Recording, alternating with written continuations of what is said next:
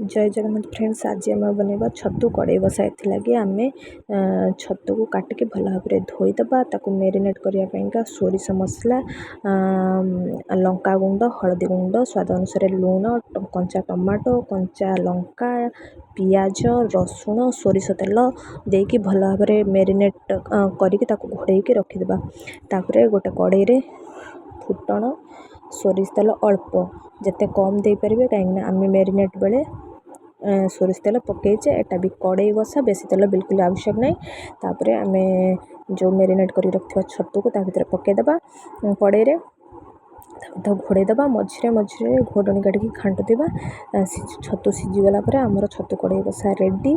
खाली टेस्ट पाइंका घरे बनाई रोस्टेड जीरा गुंड ताको पकईकी गोलेदबा बस आमर हो गला छतु कड़े बसा ready. Thank you for watching.